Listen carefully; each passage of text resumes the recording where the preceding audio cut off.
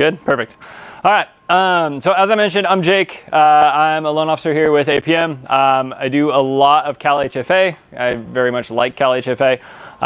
You know, especially when you use them right. A lot of people are scared of down payment assistance, but I feel like in this office, especially between myself, JJ, Latasha, Lori, like everybody that's here that's done them, you know, it's kind of just understanding what the loan options are, how to talk through your clients to it, and how to basically get people, you know, in the door. So today's goal, my objective for today that I'm hopefully going to show you how to do, you guys can rate me, I don't know, whatever that looks like.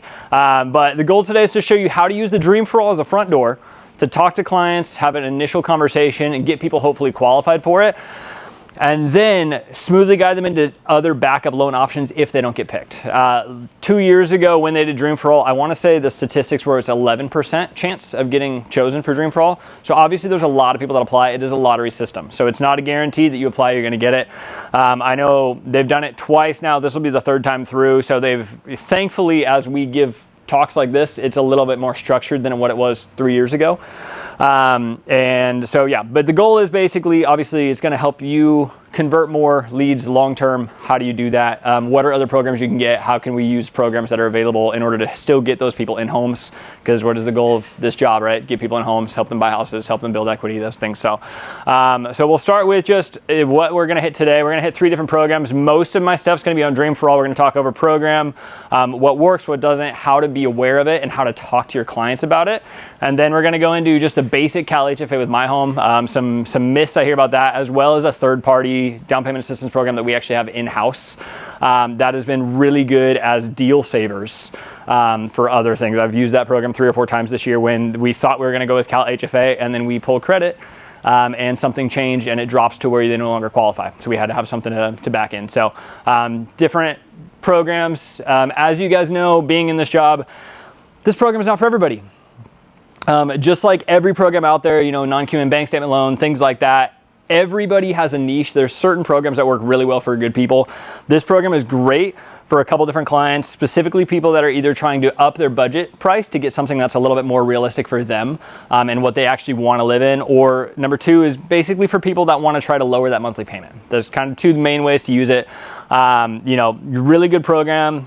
Obviously, we'll go over the equity share and things like that in the future, but you know, really cool program as long as you stay in it long enough to make it worthwhile. This is not a 2-year home that you're just trying to figure it out. So first thing we got, in order to buyer eligibility, first-time home buyer and first-generation home buyer. First-time home buyer is a home buyer defined as a borrower who has not had an interest in a principal residence or resided in a home owned by a spouse during the past 3 years. So that's something with Cal HFA's actual guideline is different, and thank you, Latasha, for pointing this out to me yesterday. Cal HFA's guideline is different than just California's idea of, or Fannie Mae's idea of, a first-time home buyer. So if your spouse owns a home and you live in it, you are no longer a first-time home buyer because you are basically building equity with your spouse. So some first part of that. First-generation home buyer. So most of their programs don't require this. The Dream for All does require you're a first-generation home buyer. A first-generation home buyer is a buyer who has never been on title or held ownership interest and named on a mortgage in the last 7 years at least. So first generation, and that does go all the way to the best of the buyer's knowledge, whose parents, biological or adoptive, do not have any present ownership and interest, or if the deceased parents did not have any ownership at the time of death. So if you have clients that aren't sure, if you're not sure, again, the point is the best of the home buyer's knowledge. Some people don't talk to their parents, so don't have a great relationship with them, but something to keep in mind. And then lastly, an individual who has been at any time placed in foster care or institutional care would be considered a first-generation home buyer if they didn't have a actual, you know, foster family growing up or never were adopted. So requirements and information. Basically, the way this program works, it's a silent second mortgage. So does anybody know what a silent second mortgage is? Perfect, that's what I'm here for. For JJ knows. A silent second mortgage means there's no monthly payment. So it sits silently, you don't pay it back monthly.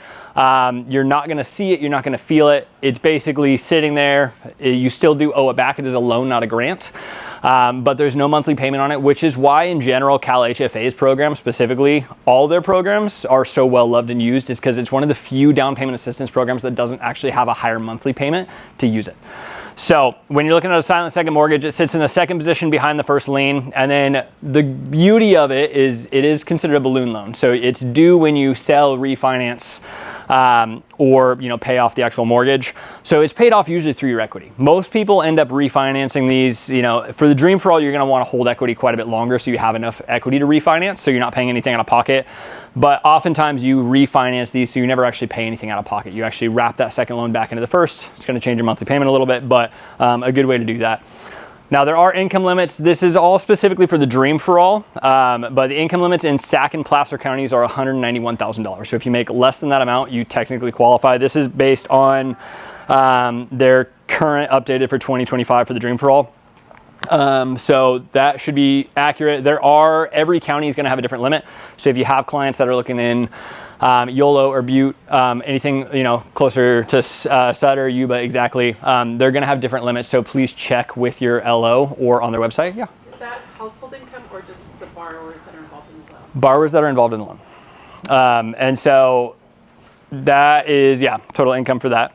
Primary residence only. So these, just like any forward-facing primary residence purchase, the owner must occupy the residence within 60 days.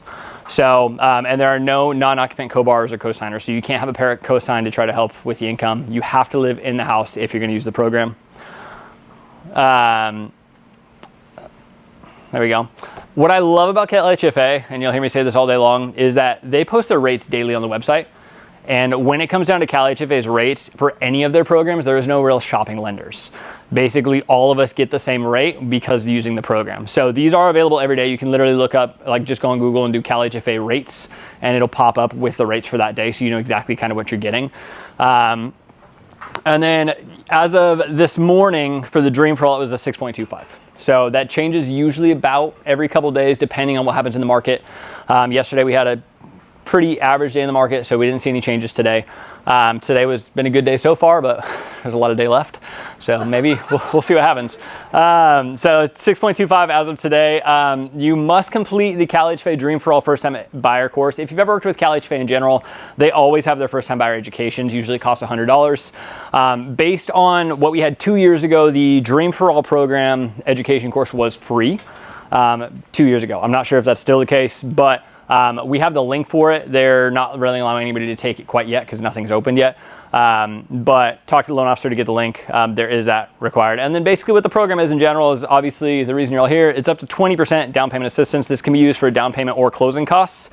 And it's the lesser of either 20% or $150,000. So obviously for lending language, we hear that a lot, similar to like if your purchase price, we as the bank go off the lesser of either the purchase price or the appraised value, which is why when you get you get in a home at 500 and the appraisal comes back at 520, we still go off the 500. We use the lesser of those two. So same with this program. It's the lesser of, it's whichever comes first. There we go. So as I mentioned, there's two main types of clients that are going to be using the Dream for All. We're going to actually look at examples of both of these in just a couple minutes, but obviously not exactly only these two, but people that are looking to buy or purchase a home at a higher price than what they currently qualify. For me, a lot of my clients right now are qualified about the 380 to 385 point. With the Dream for All, it allows them to qualify up to 450. So just using that extra equity, they're comfortable with the monthly payment. Because it's a silent second, you're not paying a monthly payment on it. You actually qualify at a higher amount using this program. The other are the people that maybe qualify for what they want. A lot of my clients that are around, 450, 500,000 as the purchase price, they're comfortable with it, but they really don't like the monthly payment because, as you guys know, rates are not our favorite friend. So a lot of times it's people trying to get the lower monthly payment. So those are kind of the two main clients, or a mix of both. Maybe someone that qualifies 380, they want 400, not 450, but they do need to get that purchase price down or that monthly payment down. And then my question to you as realtors, how would you as a realtor write the loan and the down payment on the RPA? Where it says loan amount section, down payment amount. Anybody know how they'd write it? Would you write it as 0% down or 20% down? 20% down, thank you. That's a big question a lot of times with down payment assistance in general. Because the down payment assistance covers the down payment, it is a loan, but it's as a second, so it's not in the main loan amount you're actually getting approved for from the lender. It's a secondary. So, all right. How it actually works, this is where we get to the nitty gritty.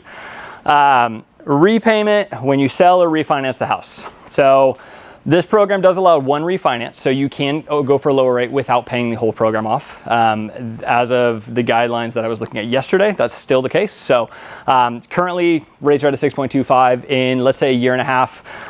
Maybe we get lucky and the government does drop the rates and we see stuff at a 4.5. You can do one refinance while keeping this in secondary position without being expected to pay it off. After that, any refinances after that, you do have to pay this whole thing off and wrap it into the loan in order to close it out. You must pay back what you initially borrowed plus 20% appreciation of the home. There's a graphic on this next, so we'll go over that a little bit more. And then shared appreciation max up to 2.5 the original borrowed amount plus the original borrowed amount. So again, as I mentioned earlier, this program is specifically for certain types of buyers. It's not for everybody because of that right there. If you borrow $100,000, that's your initial borrowing of the 20%. The shared appreciation, as the home appreciates, you'll have to pay back whatever the home appreciates plus the initial. So if you buy a $500,000 home and it appreciates, $100,000 to $600,000, 20% of $100,000 appreciation is 20 grand. So you're borrowing the initial 100 plus you're paying back the 20 as appreciation. So you're paying back 120 in the end. Now this is where it gets scary. Scary, not actually scary. The thought of what it can be, technically the way this reads, shared appreciation max up to 2.5% the original borrowed amount plus the original borrowed amount. So example, if you had the home for 30 years, never paid it off, never refinanced it, the original shared amount is 100,000, then 2.5 times that 100,000 is 250. Technically the original shared amount plus the appreciation amount up to 250, you could in total pay up at the cap of 350 back at the end of it. Realistically, this won't happen. Most people will be refinancing this probably in 8 to 10 years, hopefully, or selling the home before then, depending on the situation. But again, the goal of this program is to get people in the door that can't necessarily qualify without it. So, that's the goal, is to get people and help them start building equity earlier. So, okay, can I ask a quick question? Yeah, go for it. So I get this, that's the biggest objection I get. Right. And it doesn't make sense to me because they're getting to keep the 80% of the equity. Right. And they're paying for that. They want to keep the 20% of the equity they're not even paying for. Right. As well, and that's the reason why they're not going to do it. Exactly. It's real simple. 80% of something is better than 0% of nothing. Exactly. So I was curious on your side, like when these conversations are happening, how do you deal with that objection and help them to sort of reframe it so that they don't get hung up on this beautiful birthday cake? Yeah, exactly. It's not, I love that. So one of my favorite answers to that objection is, unlike stocks, right? If you put $15,000 into the stock market, what are you getting in return on? $15,000 you put in, right? The house, you put $15,000 into a down payment, or you put 0 into a down payment in this case, but the house is worth $500,000. What is appreciating? The $500,000 you're paying, right? You have the entire asset, even though you have a loan on it. Yeah, you got to pay back the loan, but the home itself is appreciating as an entire asset. So this is one of the only programs you can get in for 0 out of pocket, yet you're still getting appreciation on $500,000. So in 5 years, and that's exactly where this example comes in, 5 years later, the home goes from 500 to 640, plus or minus a little bit there. Realistically, you're still walking away with a very solid amount of equity. 5 years later, based on amortization schedules. I have another one after this that's just words. It makes it a little easier to follow, in my opinion. But I do. The way I set it up, I think it's good. So basically, right, $500,000 home, you have a $400,000 first mortgage loan from us, and then the Dream for All loan of $100,000, right? Home's at $500,000. 5 years later, the home appreciates, it's now worth $640,000. So you're taking 20% of that $140,000 appreciation and adding it to the $100,000 you already borrowed, giving you the actual loan payoff of $128,000. But by the time you're actually paying 5 years down the line, you're $30,000 in equity, and the home's selling for $640,000. You're still walking away with $142,000 in equity. Obviously, then you have your realtor fees and escrow and title, things like that. But realistically, what you actually own in the home is still well worth it after time. Now, I can kind of see the argument of, okay, well, if you held it for too long, you go back $350,000 in the end. But realistically, because it's a 20% appreciation of whatever equity you do have, and only as it appreciates, in order to get to the point where you cap out that equity, you're going to hold the loan for 30 years. You're going to have a long time. And by that point in time, if you do the actual math on that at a 20% appreciation rate, in order to add $250,000 back in appreciation where you have to pay that back, the home itself has now almost quadrupled in value in order to get that. So you're walking away, $500,000 home, you have a $3 million house now. So yeah, you're paying back $350. You're paying back 1-2% of the actual, realistically. That max. It's Exactly. still only 20% Right. of whatever you made. Exactly. It's not like you're going to have to pay that and you didn't make anything. And that's- You made already Yes. that much. Yeah, the home appreciated at the full value, not at the value you put into it. So that's one of the biggest difference. Another way I kind Yeah. of talked about it is I say it's kind of like you have a silent partner. It's just like your dad is helping you with 20%. But in this case, your dad isn't going to tell you, oh, I need you to sell it now, or oh, I don't like what you're doing with this house. You got a silent Your partner, angel and investor. you get to Yeah. pick when you're selling it, when you want to refinance it, and why not? You're going in partnership with Right. Cal Hapa. That's exactly it. So I like that explanation. yeah, that's a good one. So yeah, everybody kind of understand this picture, the way it works? Cool. My question is with that. Yeah. What if you refinance it the second time? What do they go off? The appraised equity? Appraised value, yeah. If you refinance a second time, it's going to be off the appraised value. So whatever you initially borrowed, the $100,000, if it does appraise at $640, if you refinance, basically that's what they're doing. Is they're now adding that $128. Basically, they add this to the first mortgage balance to pay it off. So the first mortgage does go up by that much to cover that, but realistically, that's how you get the ad equity out. And these are, and Latasha, correct me if I'm wrong, but the way the Dream for All works, these cannot be used as investment until the Dream for All section is paid off. So you cannot buy with this and then 3 years on the line be like, I'm going to turn it into investment unless you actually pay that part off. How do they know? I Haven't invested. They're not going to ask, but I'm just saying. You just got to put it out there, disclaimers. You don't want to go there. No, this program is not able for you. Yeah, So you yeah. can have an ADU, but it must be a one-unit property. Mhm. The FHA police comes out. And Yeah. They say, Well, you guys remember back, well, not everyone remembers, but those around long enough, back in the crash, all those down payment assistance programs, there were those programs where they called the note full and due for people that no longer occupied those properties in the 2008 to 2014 days. Yeah. There were clients that went into foreclosure because they bought a program using a low income down payment assistance. They turned the property into a rental property instead, and then agencies Yeah. figured it out. So it's not to say that it can't Yeah. happen. And at that point in time, you're in breach of contract, so they can request the full amount that you borrowed up front right then. So, yeah. All right, so we're going to go over the two different ways this is used. As I mentioned, the two main portions are used for a lower monthly payment or used for a higher purchase price. We're going to go over both examples here. This is my favorite two slides, just in general, because I feel like just putting it on paper of like, oh wow, that's the difference. Like, holy cow. So conventional loan, basically with this without the program, you're doing $400,000 home. Minimum down payment is 3%, which is going to be $12,000, and then your estimated closing costs anywhere from 2 to 3% of the home. Expected cash close between 20 and 25-ish, and then your monthly payment with the rate. I want to say this. I ran this at a 6.25, which is current to what it was. That does include your whole principal, interest, taxes, and insurance. So that is everything around 3117-ish. And then the same with the California Dream for All program. You're looking at the same sales price. Now you have the 20% assistance of the sales price, so you're borrowing $80,000.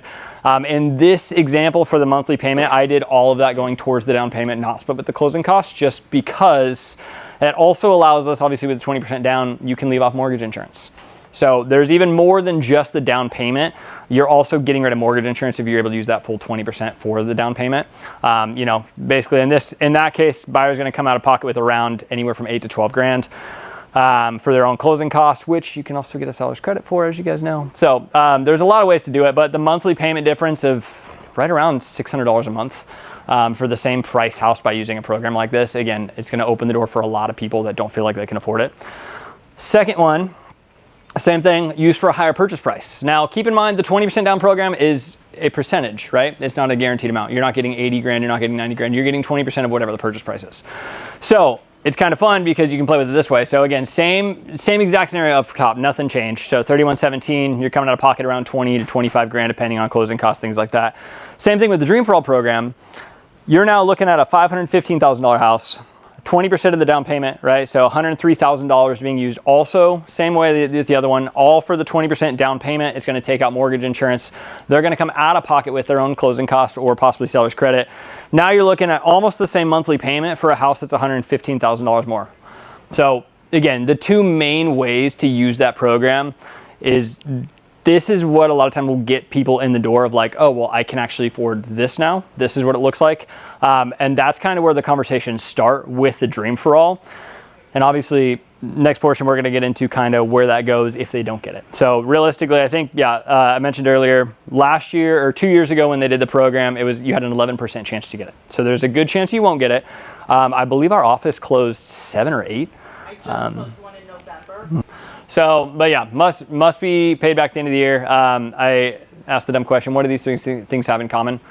You're all paying off the loan. When you refinance, you pay off the first loan. When you sell the home, you pay off the loan. When you complete the 30 year, you pay off the loan. So that's when it's due. And this is what the site looks like currently. This is screenshotted from last night based on, either registering, getting your, must attend this first time buyer training in order to do that. If you guys want the link, talk to your lender. Or whoever brought you here, they'll get you the link. But it is available in person, online, or virtual. Education 2 years ago was free. I'm not sure what they're doing this year. So, but I believe for this program, it is free for the Dream for All. Their other programs cost $99 to do that first time buyer education, but this one is specific to this. And the reason they did it free 2 years ago is because you were supposed to do it before you ever applied. So there's no guarantee you're going to get it. So they do it as a free training, so you're not paying $100 just to lose it. So, all right, questions on Dream for All? Any other? I know we kind of went through a lot there. Cool. All right, we're going to jump into the next part. So this is kind of where we pivot from the Dream for All program to, okay, what happens if I don't get Dream for All? What are the other options I have to move forward? One of my personal favorite programs is Cal HFA's My Home. I'm going to keep this second part of it. I have 2 programs I go through. I'm going to keep it as simple as possible. If you guys have questions, please talk to me after, or talk to the loan officer that brought you here today. We all work with these programs, but they work really well if you do them right. So it is a silent second mortgage, just like the Dream for All program. It's run by the same company, Cal HFA. You don't pay a monthly payment on it. It sits silently at a very low interest rate. For the My Home programs, it's a 1% simple interest rate. So we'll go over that in a second, what that looks like on your actual payments. But really cool program because this one doesn't run out of funding. And that's what a lot of people don't realize is they're like, oh, they're out of funding for the Dream for All. Okay, this is funded year round. So you always have the option to do these. I think Garrett, you and I did 3 of these last year. So, there's a lot of these that you can get through, and the options are always available as long as the clients understand how to use it. And it does cover the minimum down payment. So there's technically options to add to it, but it's going to up your rate a little bit. These cover the minimum down payment. The rates are also available on that same website I mentioned earlier. Just look up Cal HFA rates. But they're super competitive.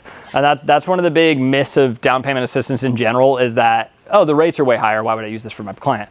Realistically, Cal HFA's rates, their conventional rates are usually right at or lower than national average conventional rates, and their FHA rates are right at or slightly higher than national average.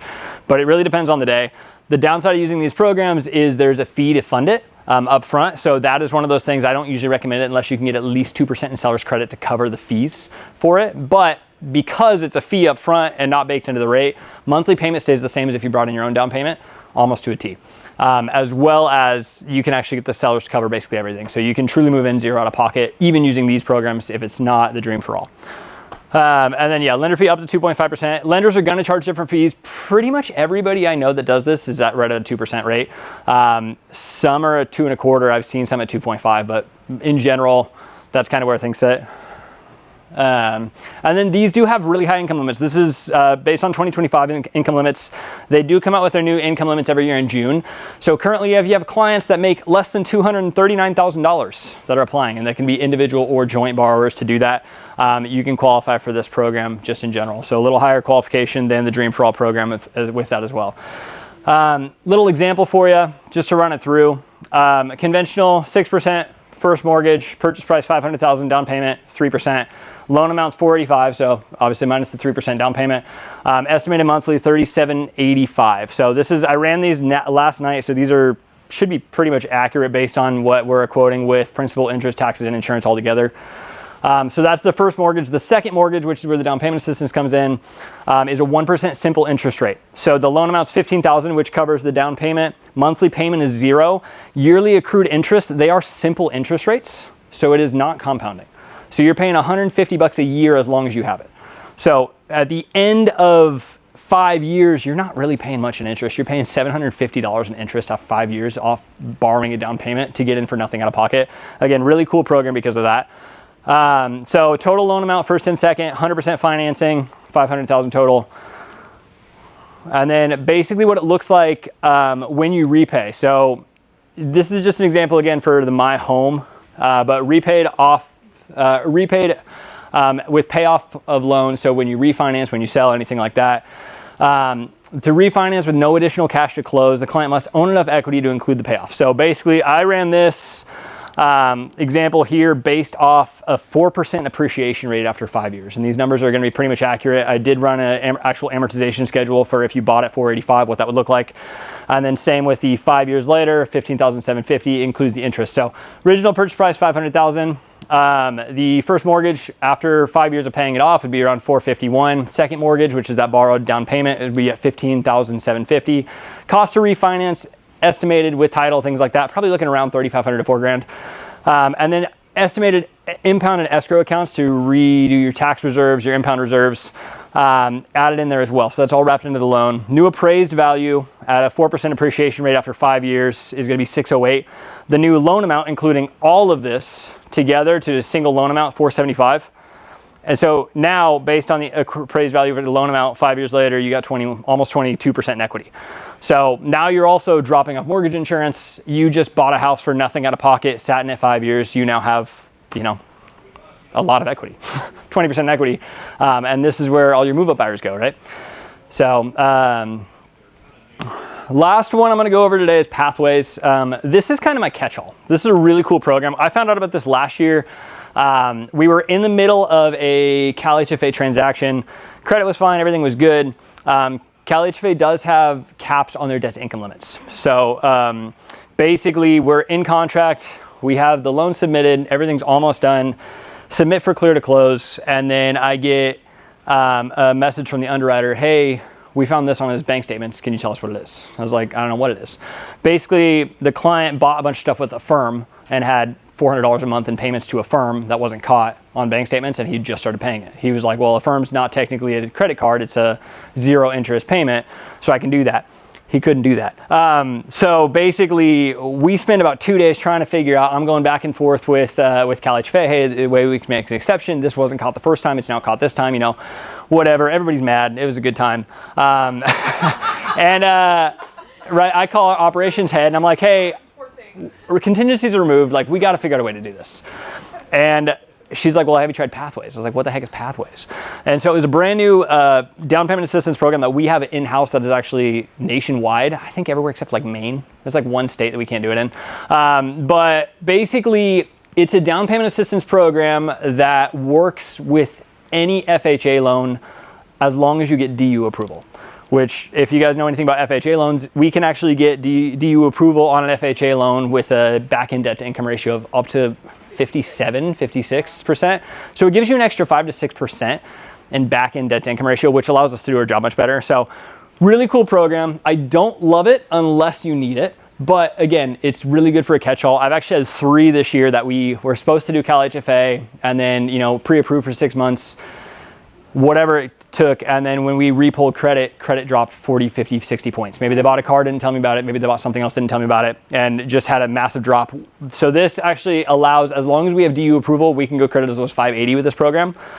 It does work at a second mortgage. The difference on this one versus Cal HFA is you are paying back monthly on the second program as well. So whatever you borrow, you're paying back. It's at a 10-year amortized 10-year conventional loan to pay it back. So it is a higher payment because of that, and it's 2% higher than the first. So if your first mortgage is at a 6.5%, hypothetically, the second mortgage at a 10-year loan is going to be 8.5%. So again, really cool program. There's also no income limit. So you can use it as long as you can get an FHA loan, you can use this. Basically, there's no extra underwriting on this loan like there are with most other down payment assistance programs. It is strictly if you get DU approval, we will do it. So again, really cool catch-all. And again, back-end DTI ratio up to 56. So for those clients that can't quite afford as much, it's the downside is the higher monthly payment, but if you have a client that's okay with a higher monthly payment but has bad credit, or is having a hard time getting approved for a house that they want because of that reason, this gives us a couple percentage to be able to, kind of move things around. Yeah, and I think with that being said, like I have 2 clients right now that don't have the credit score to do Cal HFA because it does cap at a 640 credit score. So I have 2 clients that we're working on their credit, but they're not quite there yet, but they are looking at houses, putting in offers. So basically what we're doing right now is while we put in the offers, we're using Pathways as the backup. And then when we do repo credit after they've been working on it, the goal is that if the credit's high enough up, we'll just switch programs. So give them, hopefully the option with the lower monthly payment, because that's what's important, but they're comfortable either way and they kind of know the goal with that. So drawbacks, again, higher rate because there's no upfront fee for this. So Cal HFA has the 2% lender fee. There's no money made upfront on these. So all fees stay the same. So it's a little lower closing cost, but because of that, rates are higher. So usually, and it's going to depend on credit because these go down to a 580 credit score. If you're actually qualifying for this with a 580 credit score, your rate's going to be somewhere around 7.5%, possibly a little higher than that. If you have a 780 credit score, you're probably paying maybe 6.5. So it's slightly higher. It's not a massive difference. And then again, is a higher monthly payment. But obviously you can go down to basically as low as credit. And these also, you don't have to be a first time buyer for this program. Also a really cool thought. You do not have to be a first time buyer to use this program if you're just looking to get into something, or maybe you sold and you need something else to kind of get you back in. Real world example, just so you guys, again, as I mentioned, monthly payment. So purchase price $400,000, credit score 615. So lower credit score than you can qualify for any other thing. Minimum down payment 3.5%. It is FHA only, so $14,000. Rate of the first mortgage at a 6.5. Rate of the second at 8.5. So your estimated monthly on the first with principal, interest, tax, and insurance is around $3210. With the second, you're adding an extra $173 in there for the 8.5%. So your total monthly payment comes up to $3383 for the same house. So based on the Cal HFA rate that we were looking at earlier, that was $3117 was the purchase price or the monthly payment. So you're looking about $200 to $250 more, but this also has a lower credit score. So if that credit score were probably around 730, 740, realistically, they'd probably be about $100 to $120 off each other. So again, just good catch all for everything. Pretty much that. So the point of this presentation was to show getting buyers in this door, but having clear backup plans. So that's all I got. Do you guys have any questions that you want me to answer up here? If not, mingle, talk, find the loan officer that brought you, ask the questions there as well. But grab another sandwich, please. Eat the whole bowl of chips. Yeah, that's what I got. Yeah.